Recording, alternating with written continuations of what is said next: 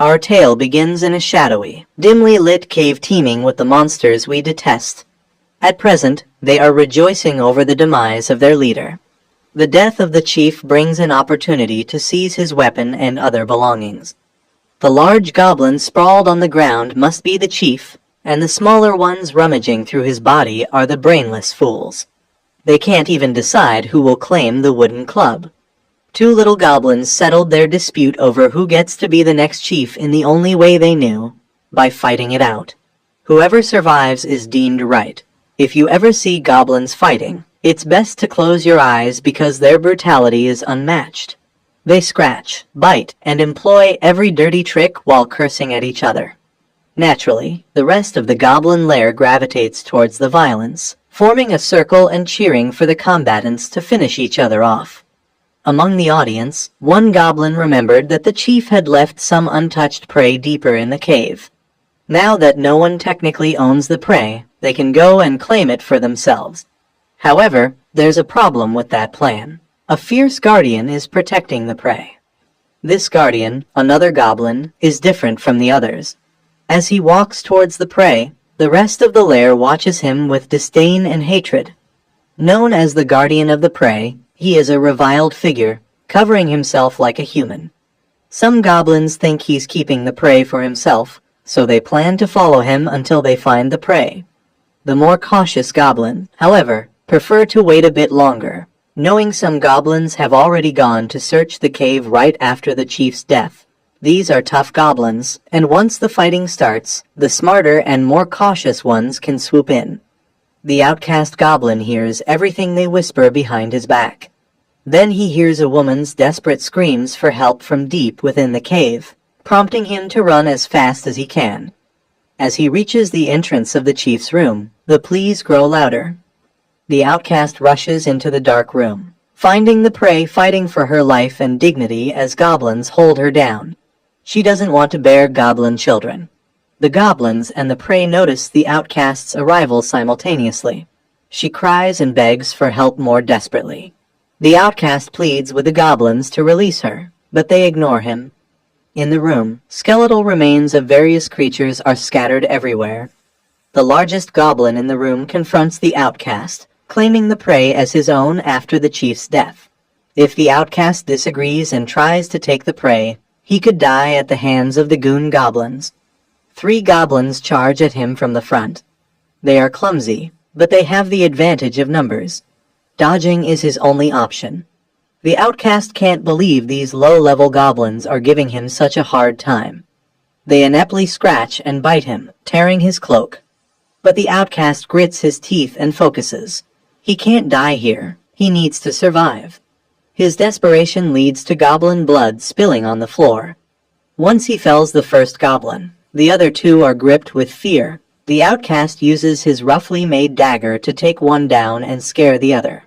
He raises the janky blade, threatening to kill them if they don't leave. These goblins only act tough when they feel secure in their numbers, but in real danger, they fold. That's happening now.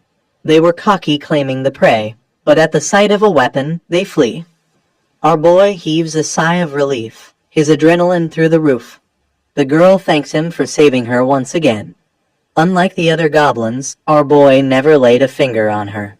He would risk his life to protect her repeatedly. She doesn't want him harmed, as he's different from the other goblins. She says it's always been this way. Our boy, once human, awakened in the same miserable room where prey was kept.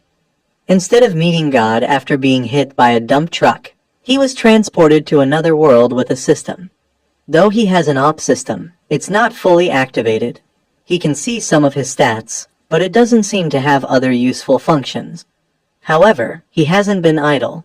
He has been talking with prey, gaining some understanding of this mystical world. Unlike his previous world, this realm is home to powerful races, creatures, and monsters. Humans have carved out their place on this warring continent with fierce strength. The goblin race, which he reincarnated into, is considered the weakest and filthiest. Even among goblins, he ranks low in raw power. Our boy's name is Lin, a level 5 goblin with God's blessing. He has no class yet and horrible stats. He has the racial skill gene Devour. equipped with a rough stone knife. His combat power is 30 points. He learned that goblins can get stronger through constant mating and reproduction, but they can't produce female offspring. So, they plunder and raid for mates. But Lin, once human, finds such acts deplorable. Prey, understanding his plight, assures him that when the Night Order rescues her, she'll tell them Lin saved her. The Night Order is known for fairness. They'll let Lin live in the village. The idea doesn't seem too bad. They just need to hold out until the humans find the lair and rescue her. As goblins figure out where the prey is, Lin instructs the pink-haired lady to hide in their spot. She watches as Lin brings out his rough stone knife. A desperate goblin, fleeing humans and seeking strength through mating, is swiftly dealt with by Lin. Humans have entered the lair, possibly to rescue the lady. She runs towards the exit, hoping to meet the rescue team, the Holy Order, with Lin beside her. They see a knight in heavy armor cut down multiple goblins with a sword Kai slash. Lin, comparing his meager 30 points to the knight's 400, is astounded. Is this knight human? The lady runs to the knight, calling him commander. Lin, seeing the dead goblins, then notices something alarming. The knight raises his judgment sword, seemingly intending to slice the surviving captive, the lady Lin has been protecting. Lin pushes her out of the sword's path, preferring the pain of hitting the floor to being cut in half. Confused and alarmed, Lin wonders why these rescuers are turning their blades on a fellow human. Loder, the knight, disdainfully addresses Kelia, the lady, calling her filthy and beyond mercy. He tells her to repent for her sins. Kelia pleads, asserting she was protected by Lin, but Loder dismisses her, scoffing at the idea of a goblin having a heart. Lin, disbelieving, grabs Kelia and aims for the cave's other exit. He clashes with Loder, hoping to buy time. Just as Loder's blade is about to cleave him, a golden light fills the room. An angelic voice stops Loder, and Lin is encased in a golden protective sphere. A blonde woman, the Holy Maiden, controls the magic. Kelia runs to her with hope. The Holy Maiden lifts Kelia and turns to Lin, asking if he understands her. Lin, knowing this woman is the Holy Maiden of Freya, asserts he was human and can explain everything if the Holy Order takes him. Loder admits the goblin seems smarter than usual. Freya, the Holy Maiden, agrees that Lin might be a gift from the Holy Mother. She decides to take Lin to town for thorough study. Lin, relieved, agrees. He trusts the Holy Maiden, hoping to prove his innocence. Freya dissolves the golden sphere and orders everyone out. Lin thanks her, promising repayment. Suddenly, he hears a blade and smells blood. Loder has stabbed Kelia, thinking she carries a goblin offspring. Lin, horrified, sees Kelia fall, betrayed by her own kind. Freya demands Lin repay her. Lin realizes he's never heard something so demonic in his life. A week had passed, and the peaceful town of Brighttown basked under a clear blue sky. The tranquility was interrupted by the resonating chime of the plaza bell, summoning the townsfolk to the square. In the heart of the town, the Holy Order had erected a grand stage. Commander Loder stood atop it, delivering a fervent speech to the assembled villagers, who were referred to as the Children of God. His words cut through the air, recounting the tragic events of the recent goblin raid that had shattered their peace. Loder spoke with intensity about the goblins' treacherous, stealthy attacks that had claimed the lives of 30 residents. Assuring them of their safety, Loder declared that the Holy Order had avenged the fallen by eradicating the vile goblins. As he concluded, the Holy Maiden stepped forward.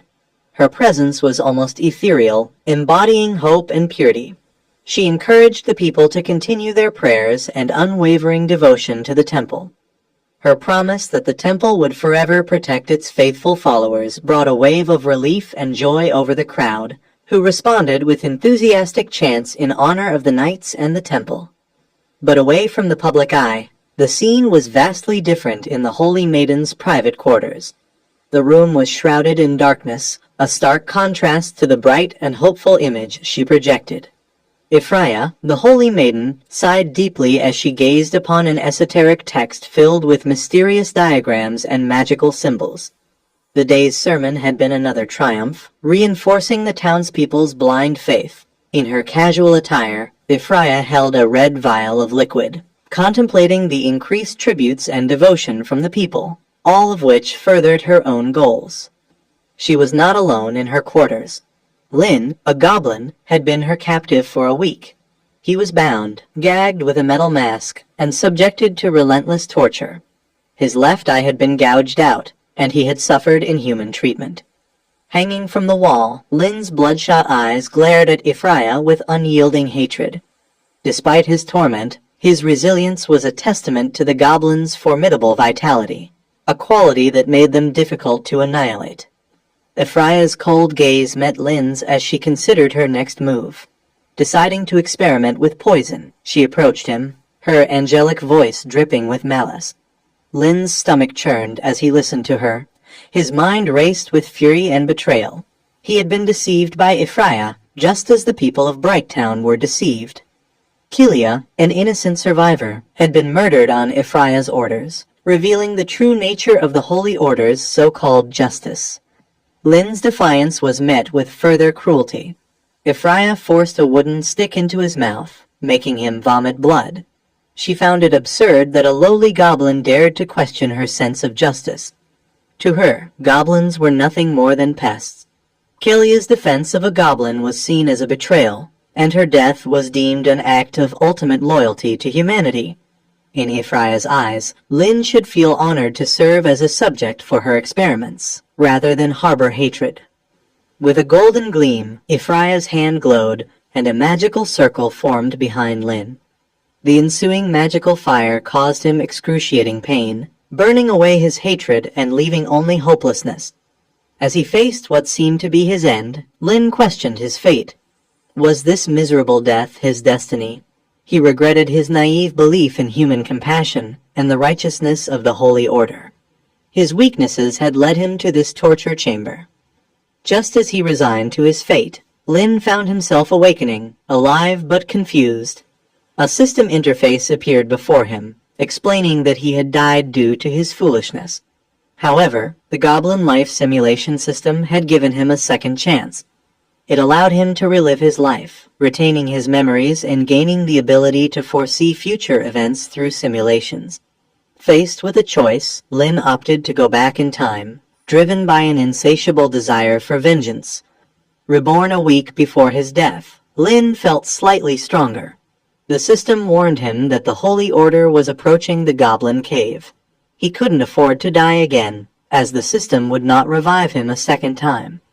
Lin used the system to simulate different scenarios, earning points for future outcomes. He quickly realized that a direct confrontation with Loader was futile. Instead, he decided to escape the cave.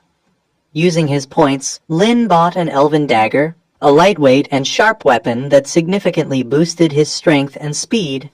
With this new blade, he felt more capable of surviving and enacting his revenge.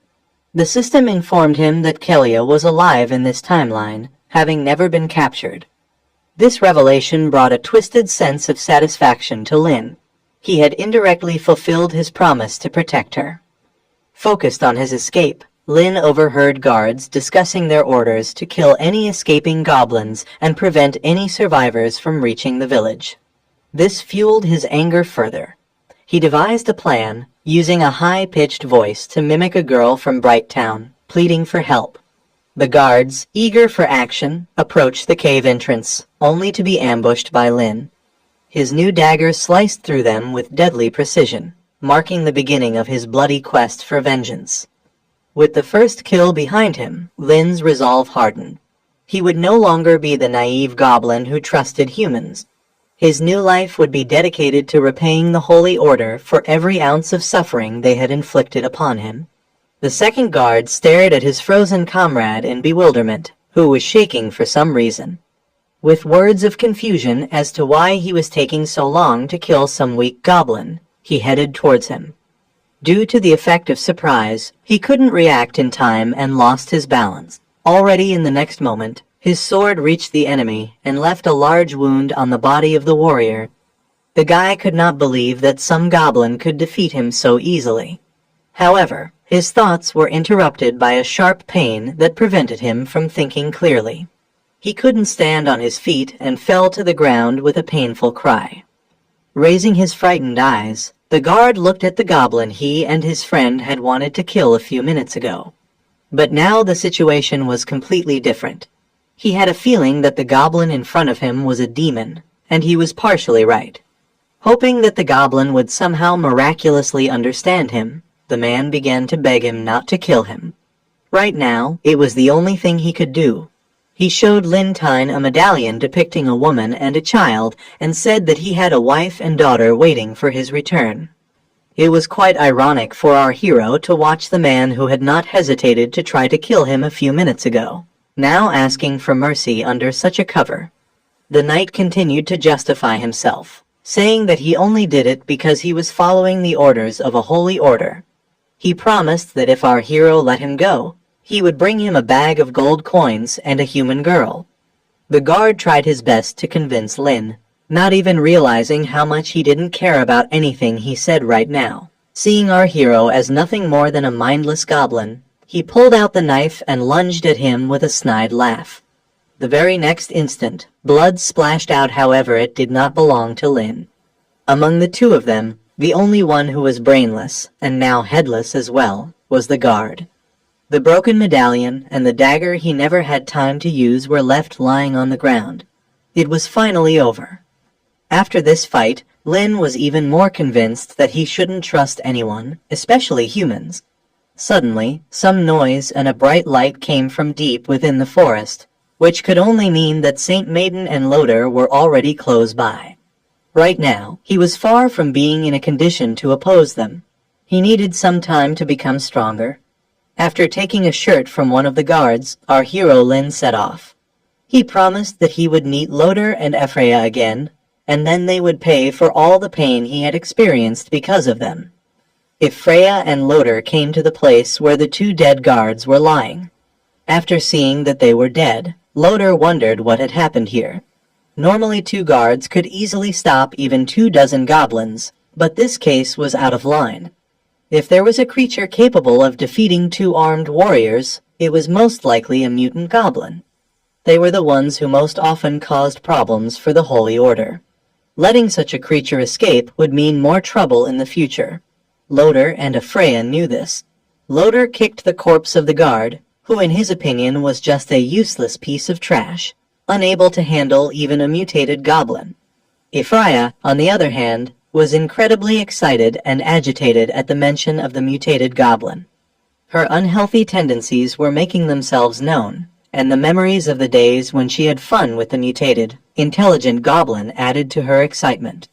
She was eager to get her hands on such an interesting toy again and have fun with it.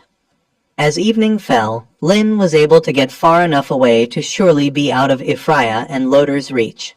After a long and tiring journey, he decided to take a little break and regain his strength. His primary goal was revenge. He was going to do to the Order what they had done to him.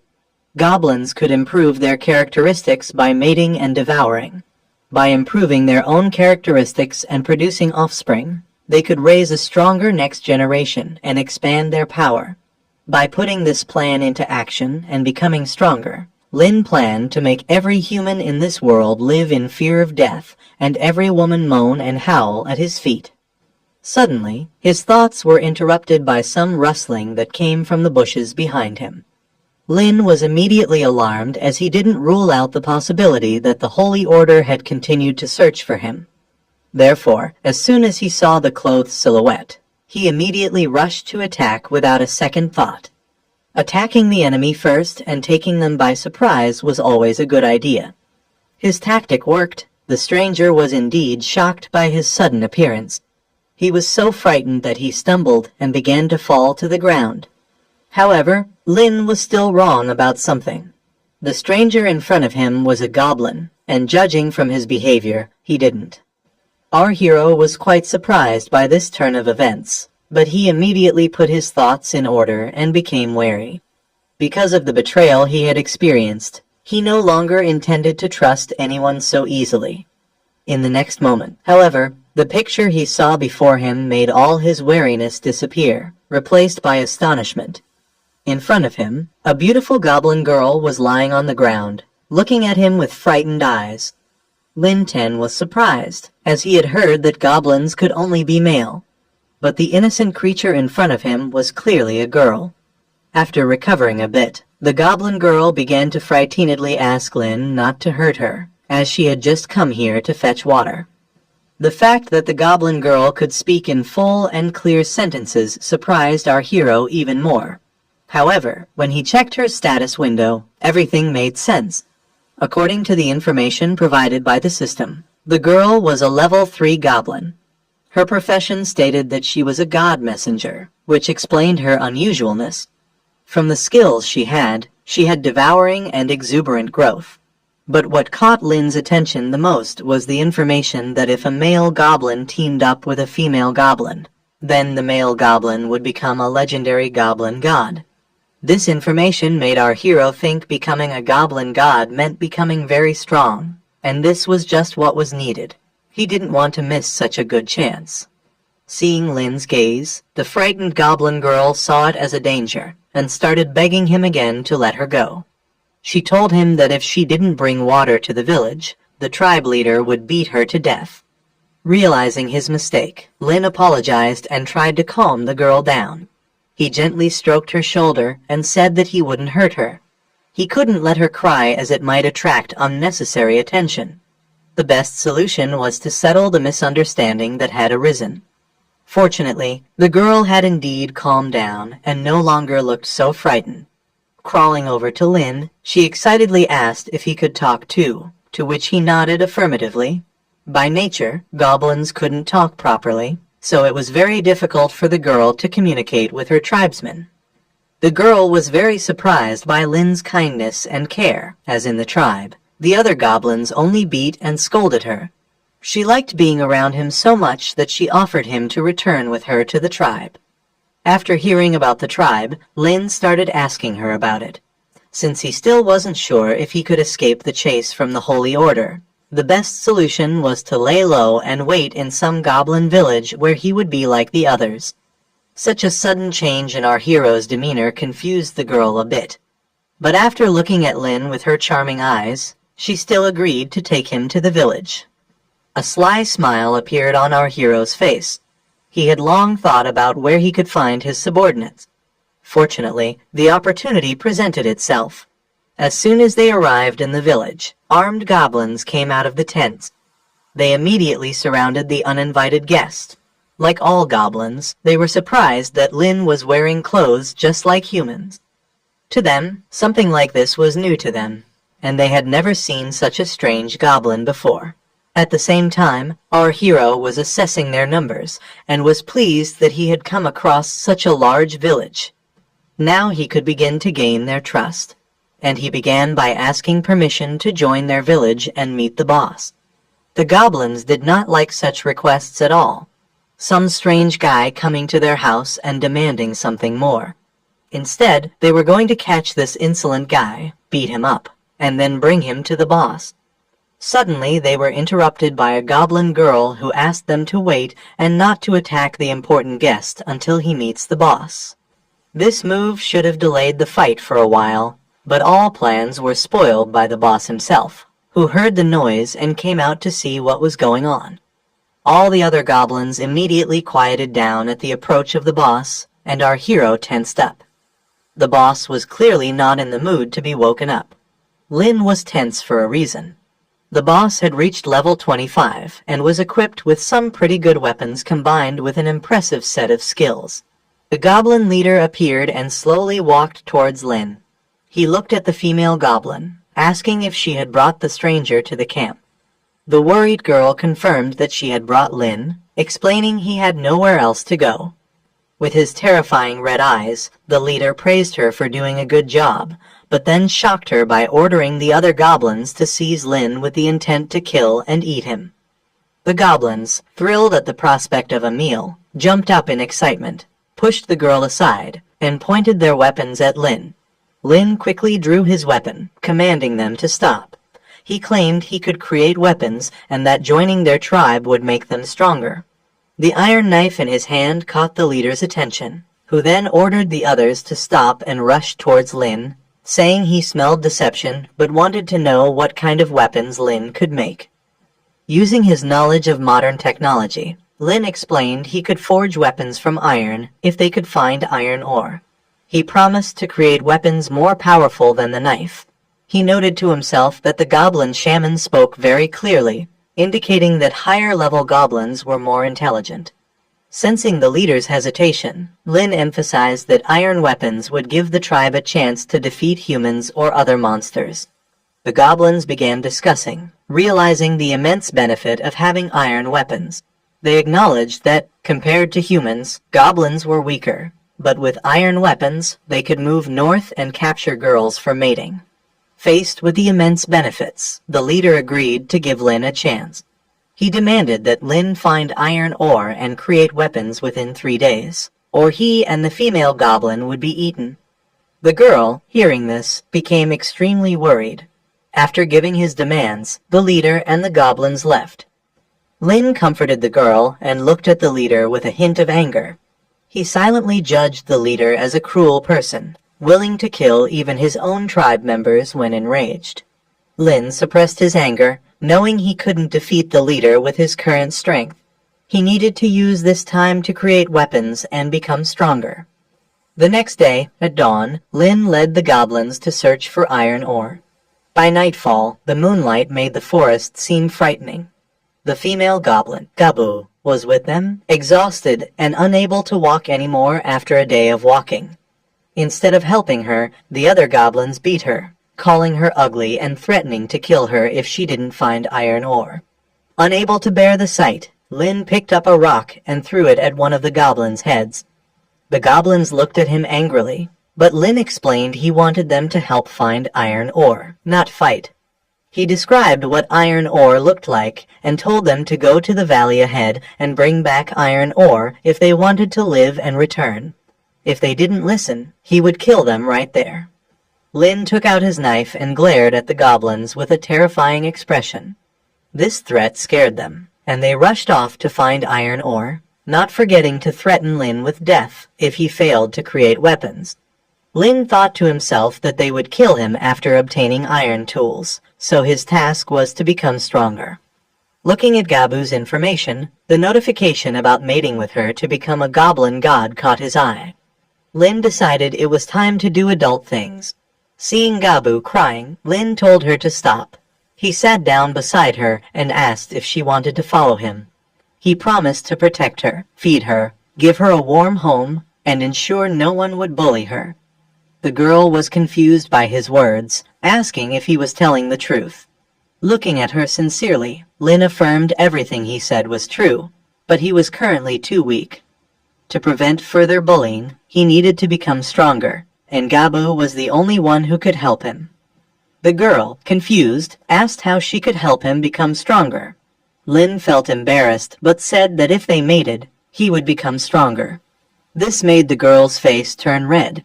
She looked at Lin with suspicion, asking if he was telling the truth, as she had never tried this before. Without waiting for her response, Lin gently kissed her and laid her down on the ground. Embarrassed, the girl agreed, saying she would bear his children.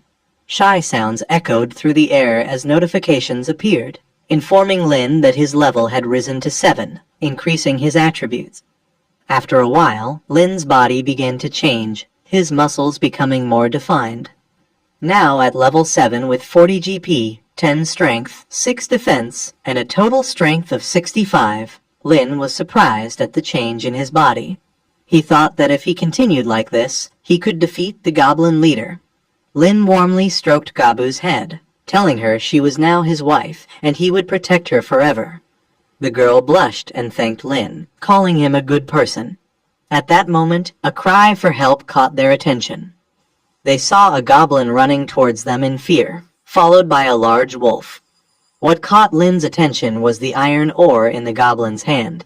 He didn't expect to find iron ore here, but before he could get it, he had to deal with the wolf. Lin immediately grabbed his knife and asked Gabu to wait there for him. Gabu looked at Lin with trust, reminding him to be careful. For Lin, the wolf was a test of his strength. The wolf was about to catch the fleeing goblin when Lin suddenly appeared, wielding his sharp iron knife, and charged directly at the large wolf. The fleeing goblin was taken aback by this action and filled with fear when it saw Lin kill the wolf with one blow. In the goblin's eyes, Lin had become a terrifying figure. When Lin asked for the iron ore, the goblin immediately handed it over, overwhelmed with fear. Holding the iron ore, Lin laughed with delight at its high quality. Now, they needed more of this, and after they returned, he would make weapons for the goblins and the tribe. 2 days later, Lin, with the assistance of the other goblins, successfully crafted a spear with an iron blade. Though it lacked elegance, it was a significant achievement for Lin and the goblins. They were amazed that Lin could forge a weapon from iron, but were skeptical about its effectiveness. To demonstrate its power, Lin effortlessly plunged the spearhead into the tough skull of the tribe's most formidable enemy, the #1 crocodile wolf. The spearhead pierced through with ease, leaving the goblins in awe. The goblin Lin had saved previously was ecstatic, pointing at the crocodile wolf's corpse and exclaiming how Lin had killed it in mere seconds with the iron weapon. The other goblins agreed that the iron spear was far superior to their crude stone spears. As they excitedly discussed, Lin raised the spear high and asked if they wanted weapons like this. Without hesitation, the goblins shouted excitedly, hailing him as a god. Only one goblin, the leader, was not pleased. He was furious that a newcomer had stolen his respect. If you also think that the Lin is overpowered, then hit the subscribe and leave a like, as it helps the channel a lot. The leader slammed his skull-headed staff onto the ground, his red eyes glowing with menace. He admitted that creating an iron weapon was a miracle, but declared it wasn't enough for Lin to stay in the tribe. The leader demanded that Lin create 50 iron spears within 2 days. After issuing his demand, the leader stormed off.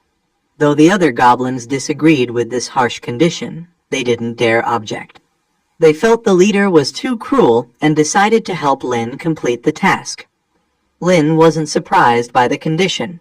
He laughed confidently, seeing it as a chance to earn the respect of the other goblins, a good step forward in his plan.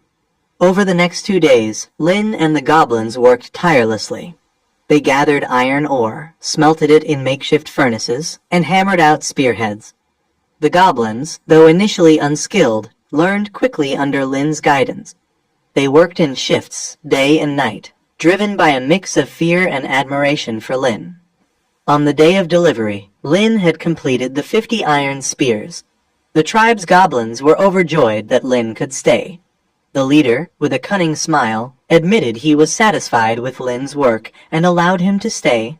To celebrate Lin joining the tribe, the leader announced a feast and demanded everyone's participation. The goblins began dancing and celebrating immediately. The feast took place around a bonfire. Gabu, one of the younger goblins who had been particularly helpful to Lin, cut a piece of pork and brought it to him, offering him the best part. Lin happily accepted, enjoying the camaraderie.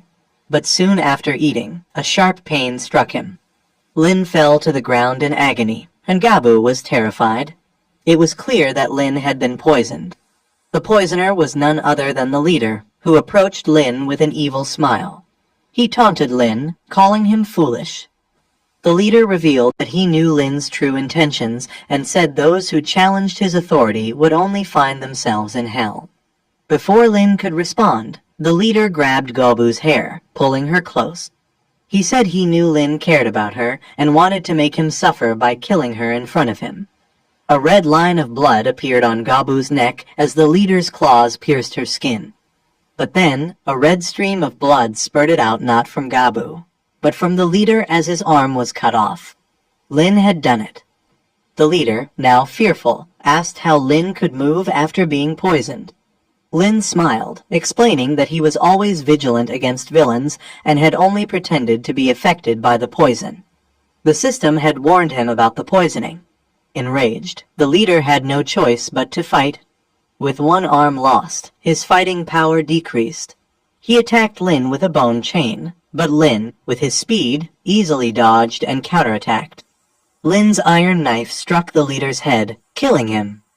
The goblins, seeing their leader dead, were terrified. Lin declared himself the new leader, promising to make them a powerful tribe with plenty of meat. Lin hugged Gabu and raised his knife high, asserting his supremacy over the tribe. The goblins, simple-minded creatures focused on meat and mating, readily agreed to Lin's leadership. As a reward for their loyalty, Lin offered them the leader's corpse. The goblins devoured it savagely, a sight that disgusted Lin, but he understood it was the reality of their lives.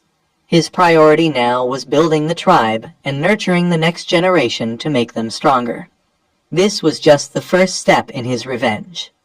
Amidst the chaos, no one noticed a pair of eyes watching from afar. A golden-haired elf girl observed the scene, her eyes wide with curiosity and concern. She wondered what was happening in this goblin tribe. The female elf came running towards her tribe while she landed onto a ground, and the servant was happy to see that the princess was back. The lady put her cloak down and started going towards the clan mother. Seeing this, the servant elf wanted to stop her, but she did not listen and told her that she had something important to report. She barged inside the room of the clan mother, while screaming that she had a report for her that the demonization of the East in the forest. But as soon as she entered, she was flustered by what fell into her eyes. She saw that the clan mother was eating grapes in a seductive way, as multiple male elves were giving pleasure to the lady. The clan mother saw the princess and immediately asked her what happened, calling her as Kasana. We come to know that the clan mother was also the mother of the Kasana. She immediately started saying sorry for barging in so suddenly, and told her mother that she still had something to do, so she will leave first. But the mother immediately stopped her daughter from going away, while asking her about why she came to see her in such a hurry, and asked her if there was something urgent to tell. Hearing this, Kasana immediately remembered about why she came to the clan mother in the first place. She told her that she had some important things to report to her about the goblin tribe in the forest. But the lady just smiled while not able to understand about how the weak, dirty, and low-level goblins can do something that it was so important. Hearing this, Kasana started explaining to the clan mother that this morning, she found the black-haired giant there that had been chewed up in the demonized forest. There were even traces of fighting and hunting at the scene, and the surrounding area was covered with goblin footprints, as if they were made by those goblins in the demonized forest. Added to that, the black-haired giant bear was almost the most ferocious monster in the whole forest. So logically speaking, it was impossible for a goblin to kill a monster of this level by themselves. Kasana even saw the old leader of the goblin tribe being killed by another young goblin just a few days ago. So maybe the goblin's strange behavior have something to do with him. The clan mother was serious for a while, as she was thinking about the new leader of the goblin, and it seemed that the number of goblins in the forest was also almost recovered. Finally, the grandmother ordered Kasana to take a few people to clean up the goblins, but she wanted her to not kill them all at once, and to leave a few of them alive, because the medicine made from the raw goblin heart was the best tonic for the male stamina in the tribe. Hearing this, the daughter was now blushing intensely, but the mother just smiled, telling her daughter that she had worked hard these days, so her mother will reward her with an elf boy tonight, and she can also demand something else if she wanted. But hearing this, the elven girl immediately started running away from the room, while telling her mother that she was going to go out tonight, and she will report back to her if she saw anything else. As the scene shifts, we see that a fire was lit and the goblins were discussing and making a map of the elven tribe treehouse.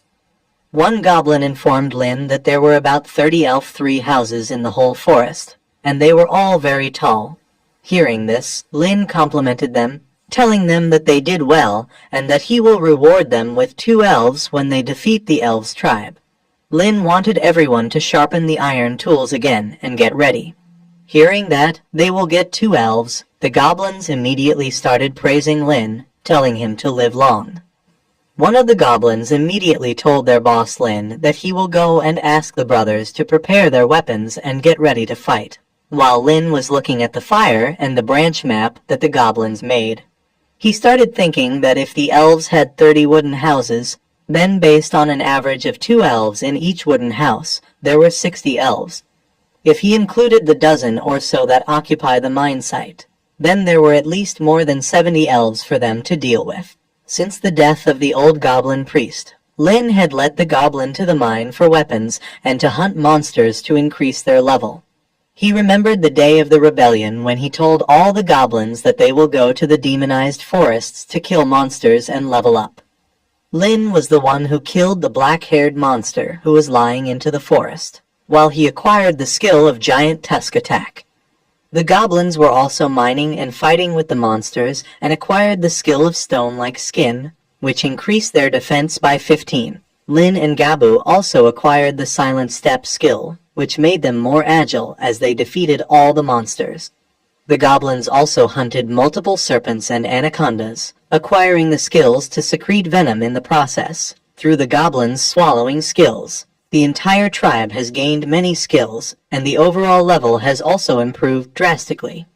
We see that one of the goblins was also level 18, and he had the title of Warcraft Killer, along with his life points of 231 and strength of 29.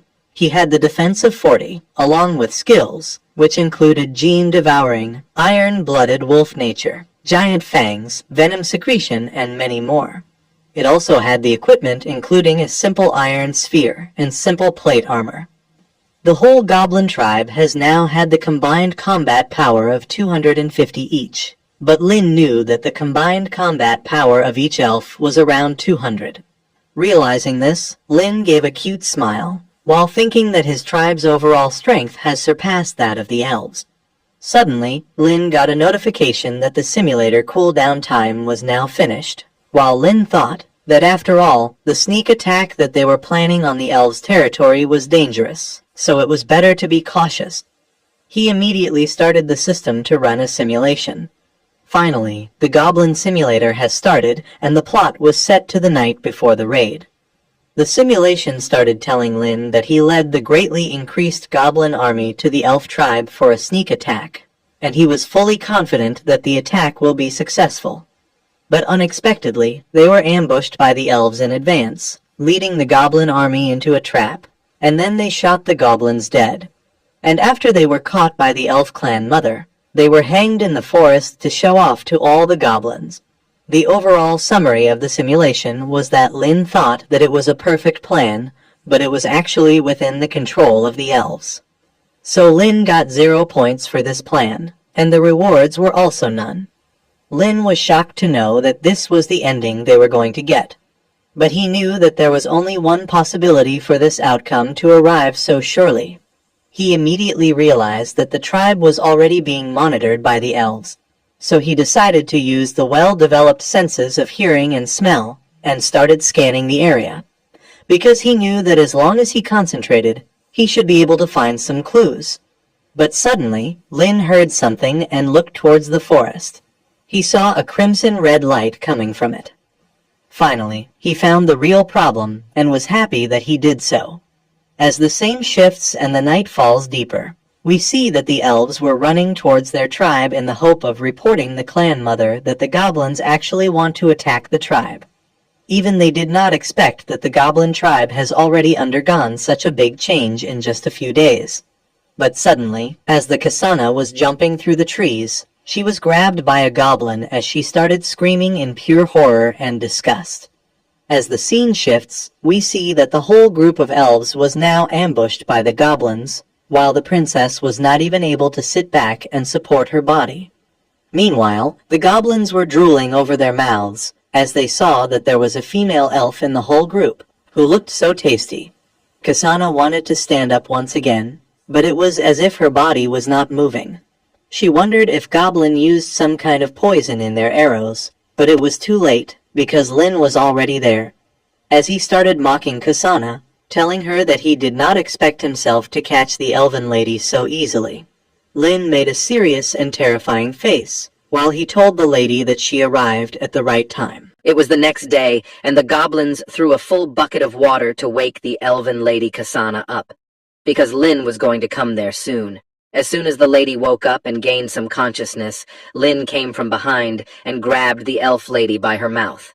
The goblin minions started telling their boss that they left the female elf just for him, while Lin was thinking that the body fluids of goblins have special effects on female creatures, such as paralysis and excitement. If you are also getting excited for the series, hit the subscribe button and leave a like, as this supports the channel a lot. The chance of winning against the matriarchal elves was even higher if Lin used the body fluids of the goblins, but Kasana was not ready to give up. She started screaming in a voice that she can muster, telling Lin that they were despicable people. The lady was not able to comprehend about how the goblins dared to kidnap the princess and even tried to attack the elven tribe. Hearing this, Lin immediately grabbed the mouth of the elven lady forcefully, but she still kept going on, that it was due to their kind clan mother that the goblins were still alive, or they would have been wiped out a long ago by all the elven tribe. She started telling him that if he dared to touch even a hair of the lady's head, then her mother will not let it go. But hearing this, Lin started smiling as he threw the elven girl onto the ground once again. Lin told everyone that the spirit inside the mouth of the elven girl seems to be different from the spirit inside the mouth of the goblins, and even when his goblin minions were stupid, they were not daring enough to lie to our boy.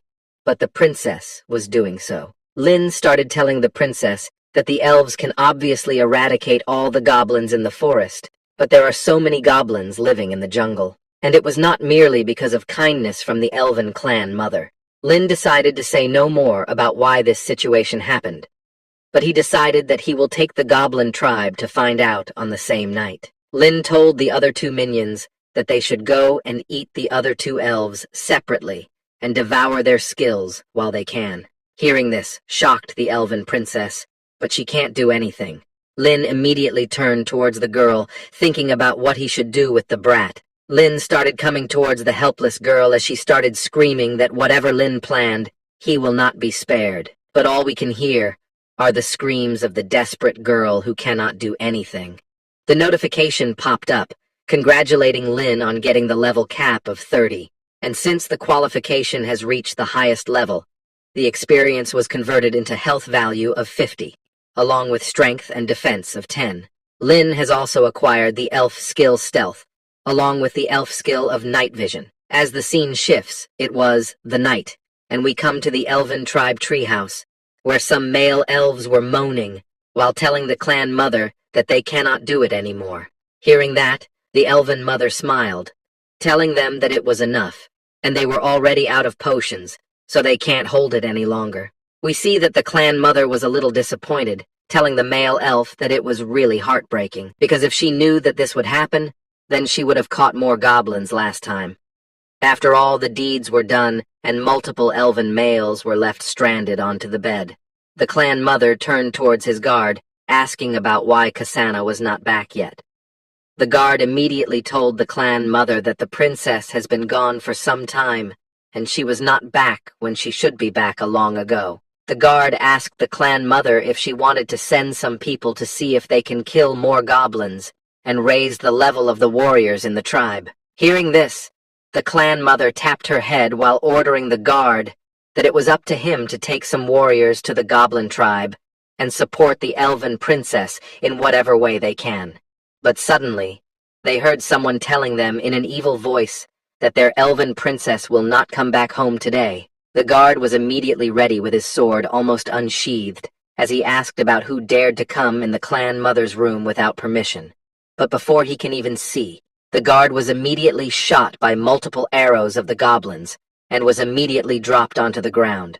Meanwhile, the clan mother was easily able to stop the arrow that was shot at her by her hand, but it was of no use, because Lin and the other goblins have already entered inside the room, while telling the clan mother that their elven princess has been captured by the goblins, and she will soon bear the child of our boy Lin. And due to this, the goblin tribe and the elven tribe were now the part of a family.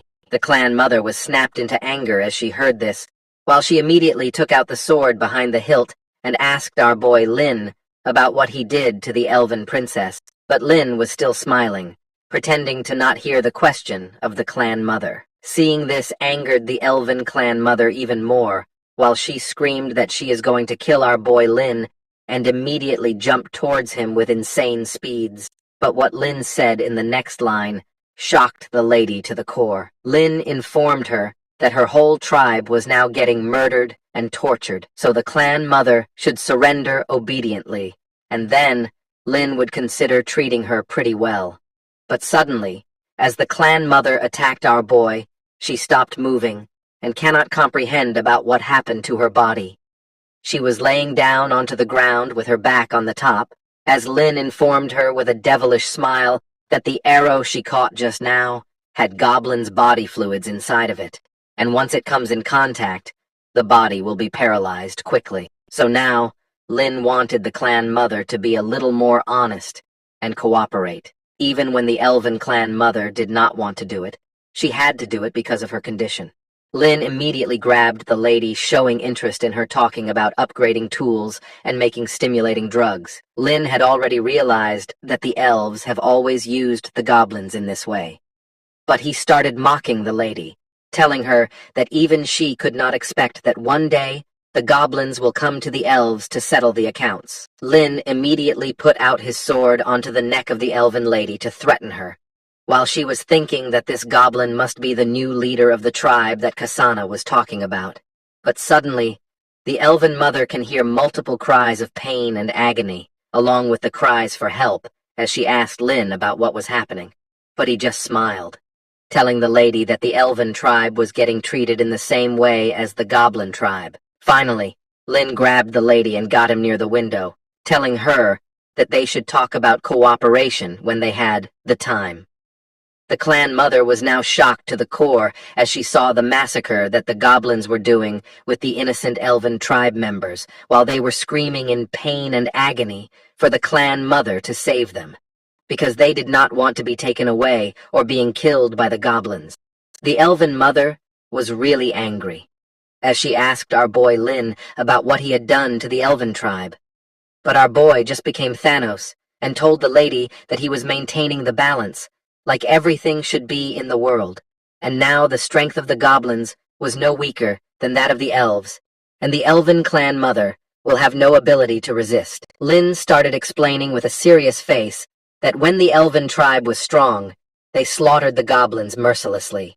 So now that the goblins were strong, they will naturally come and take revenge. Lin was pretty surprised that the clan mother was not able to grasp this concept of reality. Lin immediately came closer to the lady, telling her that he needed more and stronger goblin warriors, so he still needed the lady for this act.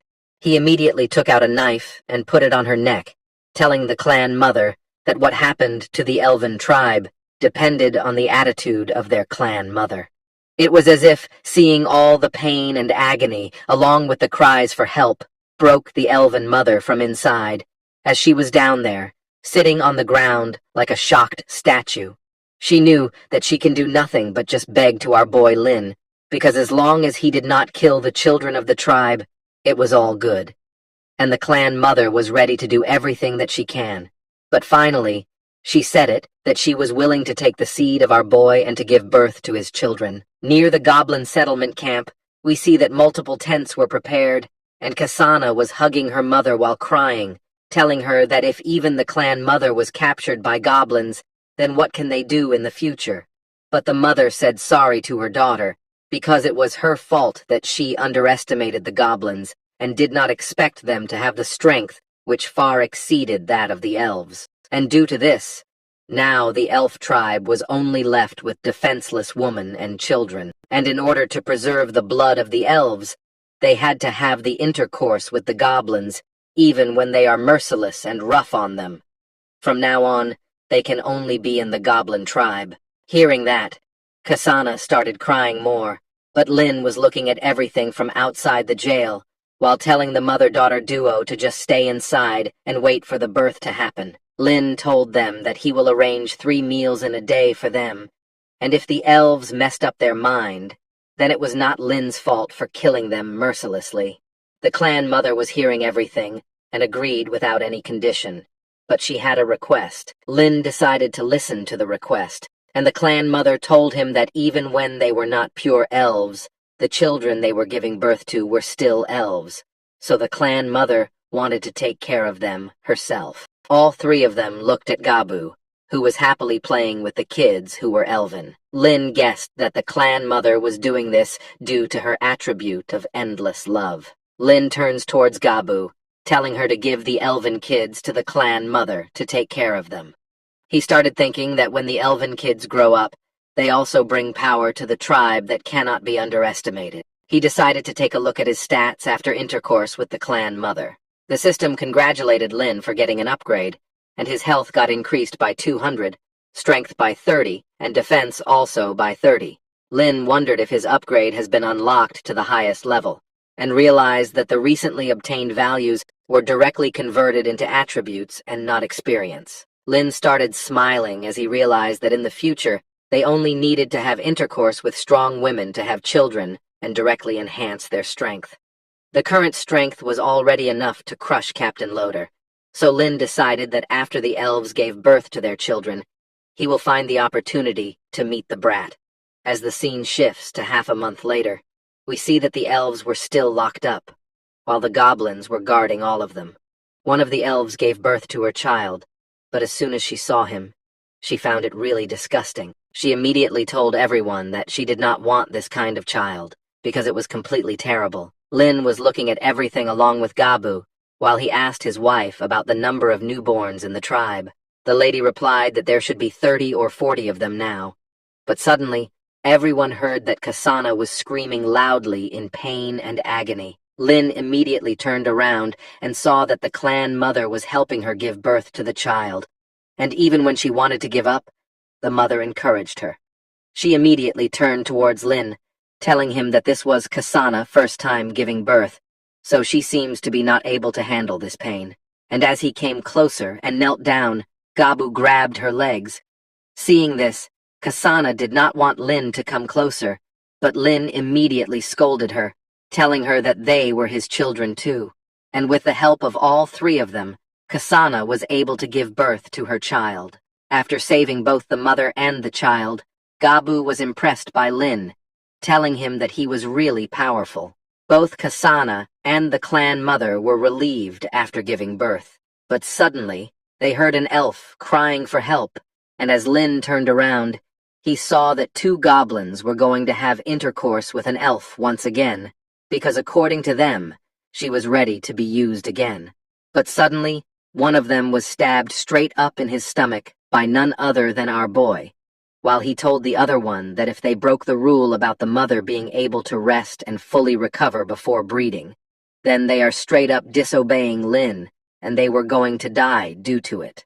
Lin decided that from now on, each elf will be given one more fruit than usual, and the other goblin was trembling in fear by the death of his partner in crime.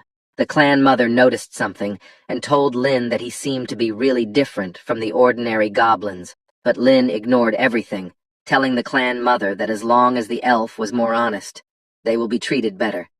We see that the goblin simulator started running and the current plot was captive elves. It told Lin that after his hard work, he captured the elven tribe and fertilized all the females. After the elves become pregnant, they will give birth to a goblin with stronger attributes than normal. Seeing that the tribe members were about to expand, Lin decided to seek revenge on Loader and the others, and he sneaked into the human town alone and successfully found the whereabouts of the Blade Warrior. Now, the system gave Lin 3 options. The first one was to take it upon himself and try to kill Loader and the others, which had the rating of 50. The second option was to lead the goblins to take revenge and cause a massacre inside the town, which had the rating of 30. The third and last option was to just wait and see what happens, because if Lin thought that the time was not right, he should keep observing for a while, and this option had the rating of 10. They started wondering if they can even find the Loader so soon. Even when his current strength was comparable to that of Loader, the strength of his associates cannot be underestimated. But Lin knew that with his current attributes, he should be able to kill Loader very easily. He taps at the first option and the simulation starts. It told Lin that he found the opportunity when Loader was alone, and he chose to attack decisively. Loader was caught off guard and was almost killed. But at this moment, his master, the human swordsman called the Sword Saint, appeared in front of them. She rescued Loder, and Lin died tragically under her sword. Soon, Loder's brave group returned to the capital and never appeared again. The summary of the simulation was that facing the powerful Sword Saint gave Lin no chance of escaping, so he had to be careful. Lin was shocked to see that the Sword Saint was appearing in such a small town, and he did not even expect that Loder and the others would leave the town, because once they left, it would be really difficult to find them. Lin realized that he will have to hurry up if he wanted to take the revenge. As he turned around, he saw that Gabu was giving the fruits to the clan mother. Lin came towards his wife with an idea, telling her that he was going to visit the human territory in the past few days, and he knew that, except for Lin, the warriors in the tribe will listen to Gabu the most. So he decided to leave the tribe for Gabu to manage in the past few days. Gabu was shocked to hear this, while the clan mother started shouting at Lin, telling him that if he goes to the human territory and got discovered by humans, he will definitely be killed. But Lin informed the clan mother that he had a grudge against humanity, and he had to take revenge no matter what. But if Lin was so hung up with going to the human territory, the clan mother wanted to help him by using the stealth skill that she had, so that Lin won't get discovered by the humans. Lin smiled while thinking that he was waiting to be discovered by the humans, but he told the clan mother that he did not expect her to still care about our boy after going through all of this. But the clan mother calmly told Lin that she was just afraid that after our boy died, the goblins in the tribe would be crueler to the elven tribe. And her children were all in the goblin tribe, so only when Lin came back safely, everyone would be safe. Hearing everything, Lin realized that the clan mother knew how to survive. After using stealth, Lin started to go towards the human territory, while Gabu told him from behind that she will take care of the tribe with all her might, and the clan mother was smiling. Lin told Gabu that he was not going to get milk, so he will get back pretty soon. Lin got to the Guangming town, where multiple soldiers were walking onto the roads, patrolling the whole town. But we see that in the dark corner, Lin was hiding from everyone while observing everything, thinking that the patrols have become so tight, and the city defense was at peak. He wondered if the Sword Saint has already arrived in the town, but Lin was looking for news about her for a long time, but he was not able to hear anything related to her, and it was really strange for him. As the scene shifts, Lin came to a circular area inside the town, where multiple people were sitting around a fountain. As he turned around, he saw that multiple humans were gathered and reading a poster of some kind.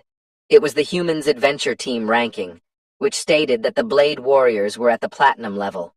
After looking at the ranking, Lin wondered if Loder has become stronger again, because he was actually ranked first in the whole adventures list. Lin started going away from the crowd, while thinking that he had to find more clues about him. Otherwise, his revenge plan will come to nothing. As the scene shifts, Lin came near a big house where someone was loudly laughing and screaming that he was going to treat someone today, and they should all have a drink. Lin immediately stopped after listening to this voice as he smiled and knew that he had finally found Loder. Lin immediately got inside the building, which was an adventurer's inn, where Loder was drinking. Like there would be no tomorrow. I guess that's true. Someone was telling him the story about how he was almost beaten to death by a four-handed demon ape at the time. But fortunately, Captain Loder arrived in time and saved his life. The girl also told him that the leader dealt with the demon, otherwise they would not be able to defeat the creature by themselves.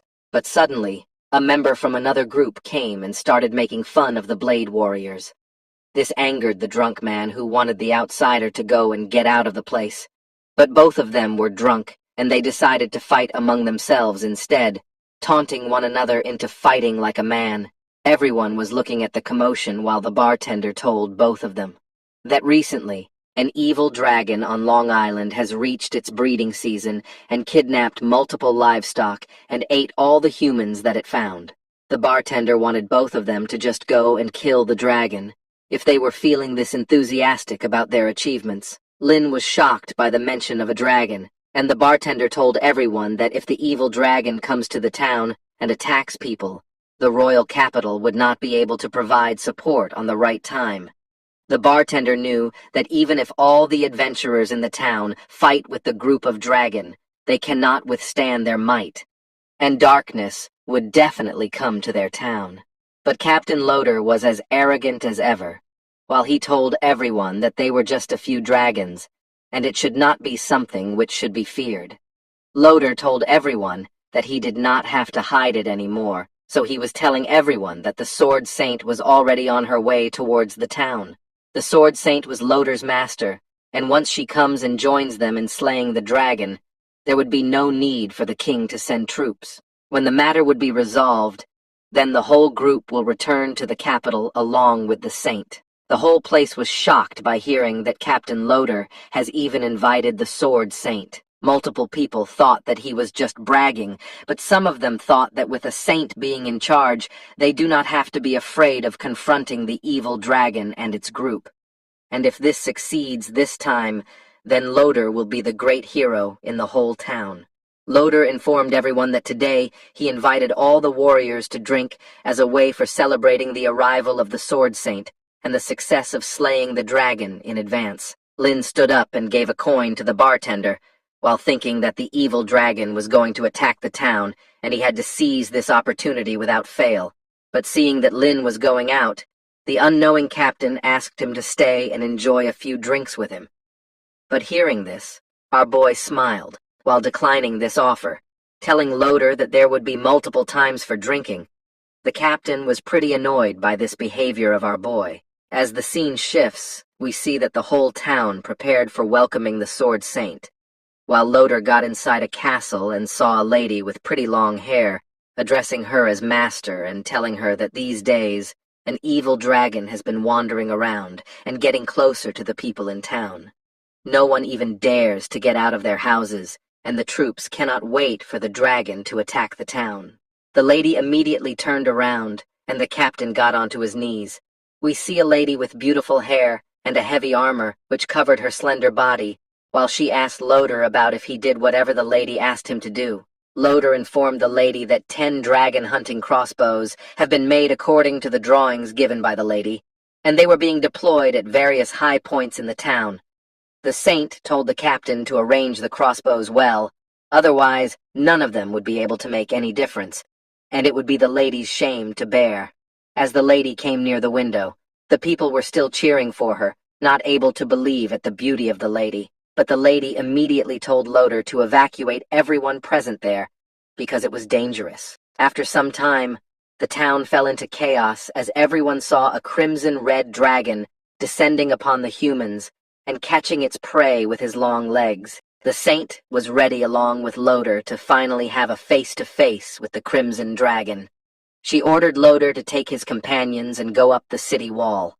As the scene shifts, a goblin came running towards Lin, telling him that the dragon was coming, and there were many soldiers on the city wall, but suddenly he was stopped by our boy, while he told all the goblins to just wait and enjoy the show. The army of Wyvern was ready to attack the whole human town from above the skies, but suddenly one of them was attacked by a beam, which pierced the chest of the creature without missing its mark.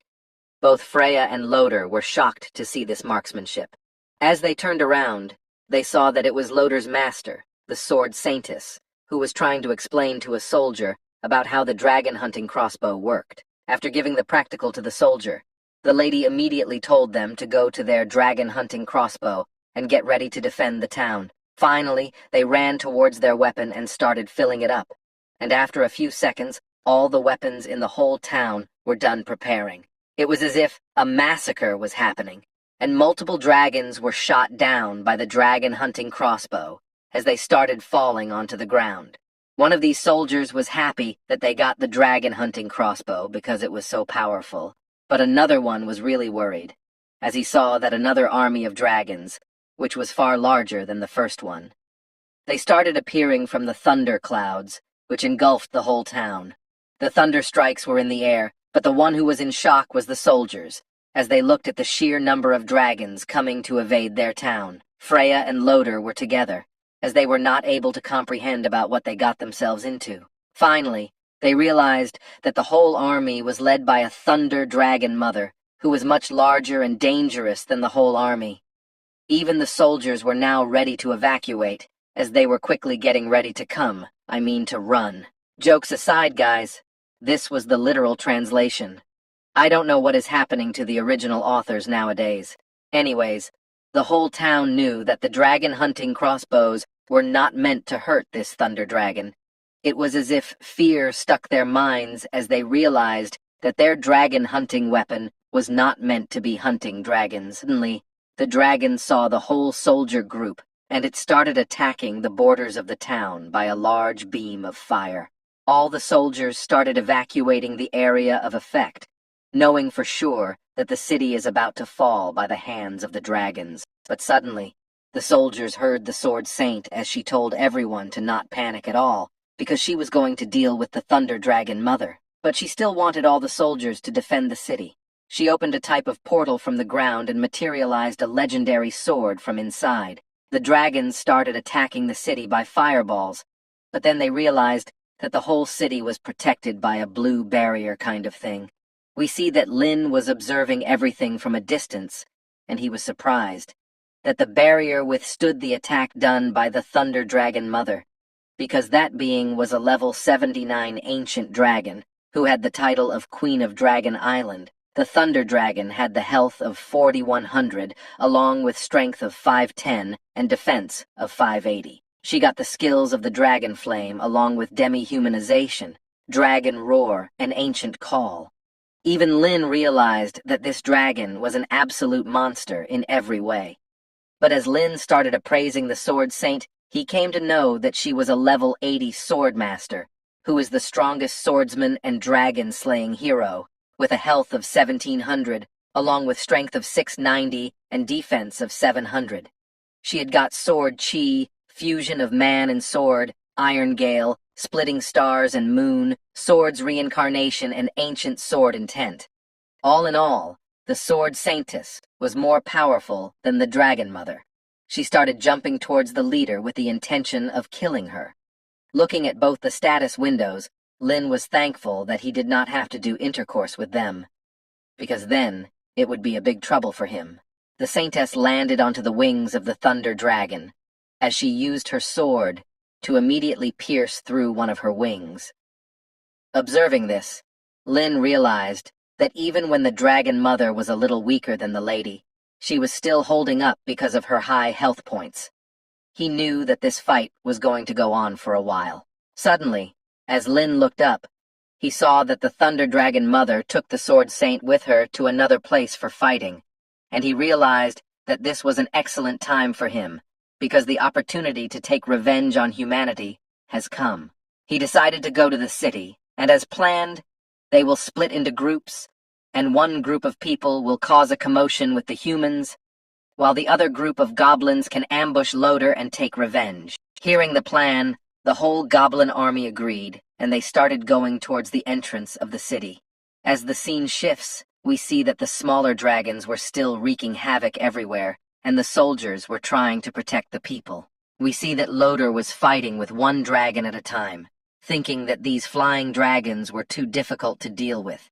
But still, these beasts are still beasts, and they did not have human intelligence, and thanks to his master this time, Loader has also become a brave dragon slayer. But suddenly, someone from behind came running towards the man, telling him that the goblins were invading the city. In the midst of the dragon crisis, Loader was shocked to the core as he turned around, and saw that dragons were still attacking the civilians, and he had got another problem to deal with now. He turned towards the man, while telling him to not dare and play tricks on Loader. But when the man insisted, Loader wondered about how the stupid goblins came to invade the city in the time of such a crisis. Suddenly, Loader heard a scream of help, and as he turned around, he saw that a goblin was chasing a young girl and was causing a commotion. The man started clenching his teeth, not able to understand about what was happening. Somehow, these soldiers were able to defend themselves from the dragon by using some huge shields. So Loader started analyzing the situation and realized that there were not many small dragons left in the city. He told the soldiers to hold on to their shields and defend the city, while Freya will come with him and deal with goblins. Agreeing to the command of their general, The soldiers kept on defending the city, while Freya and Loder started running towards the goblin.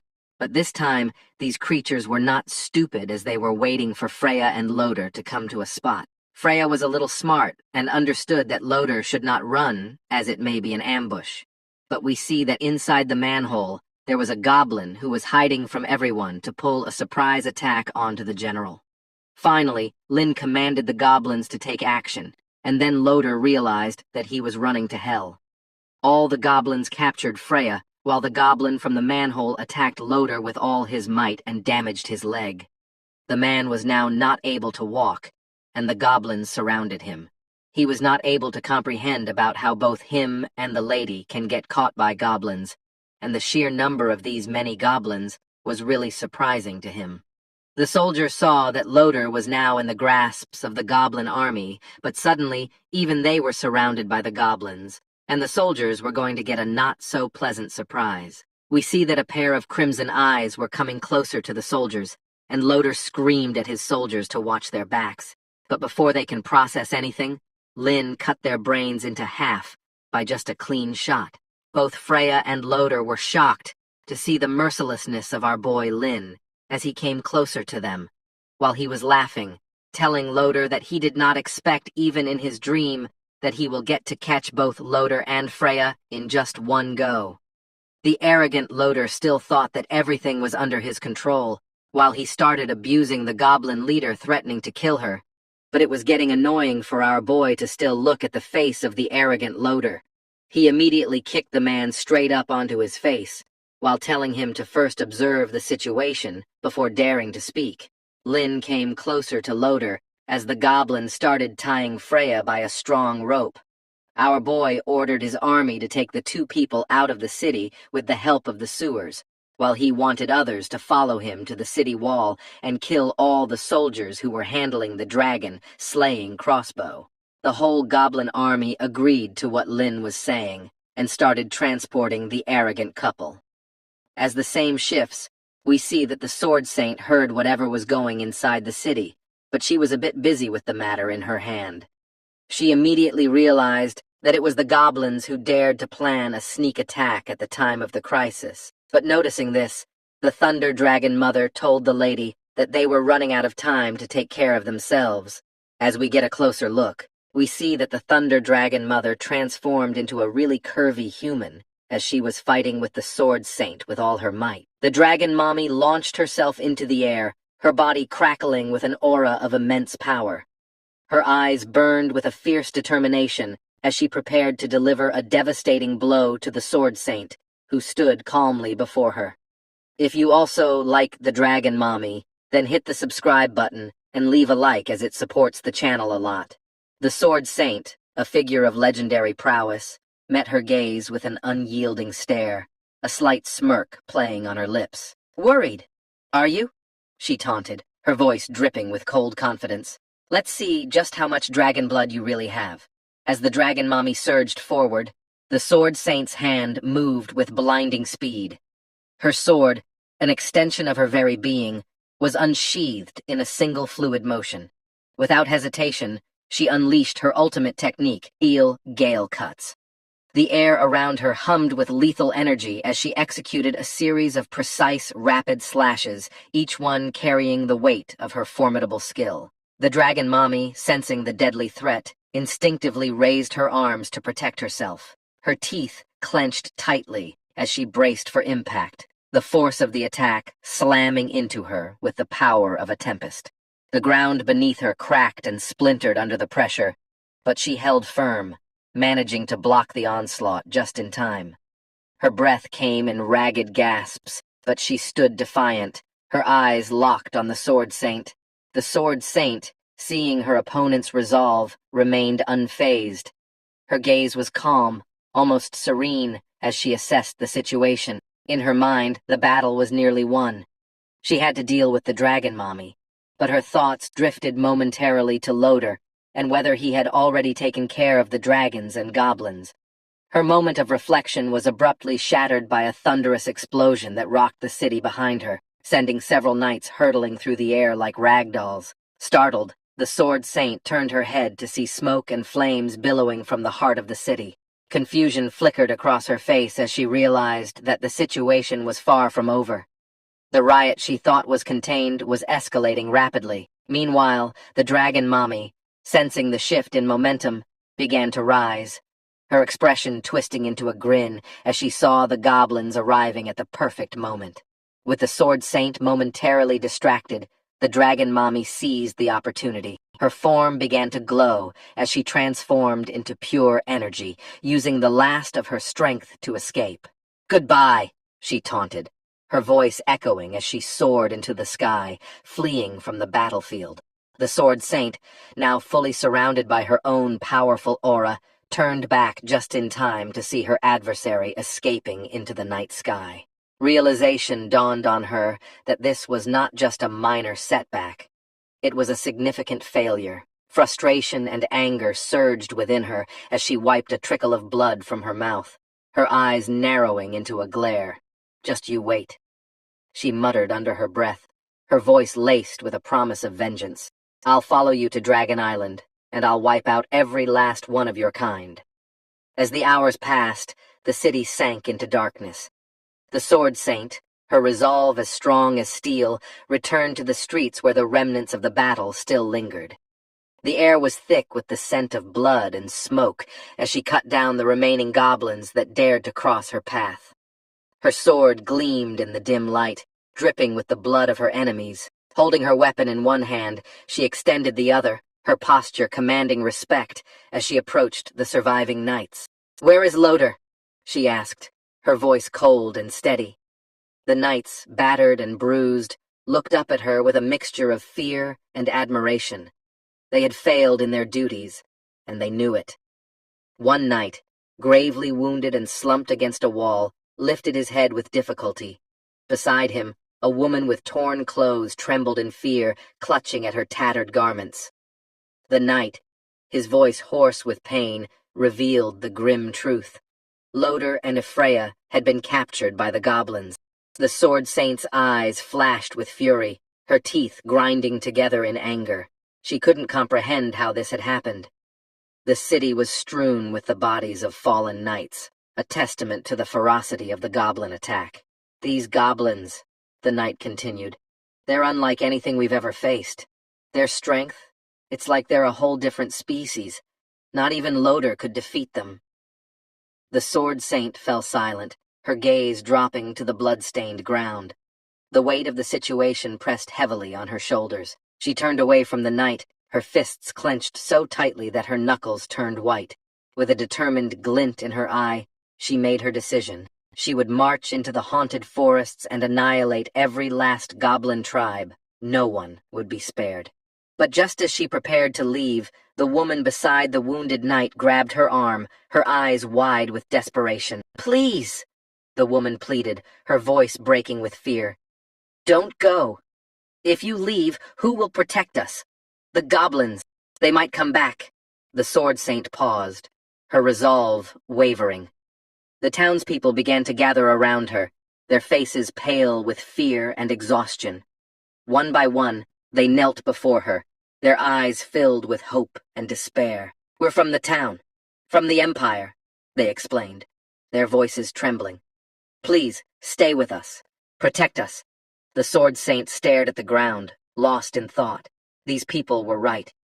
As much as she wanted to rescue Loder and Ephraia, her duty was to protect the innocent lives before her. If Loder was captured, it was because he wasn't strong enough to prevail. She would ask for help from the royal family. They could spare troops to deal with the goblins while she remained here to defend the city.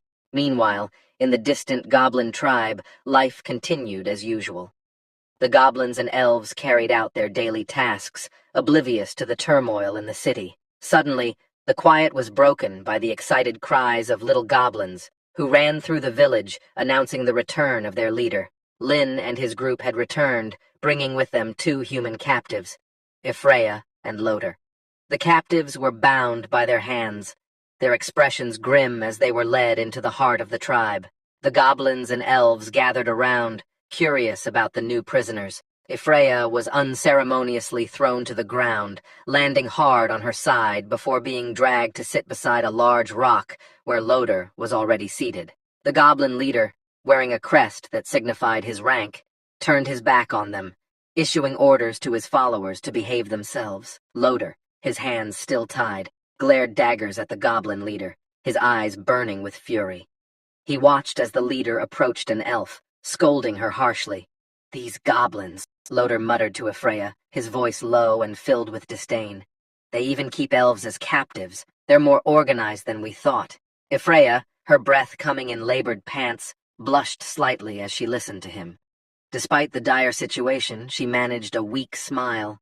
"There might be a hero among them," she whispered, her voice strained but hopeful. Concerned, Loder leaned closer, his expression softening.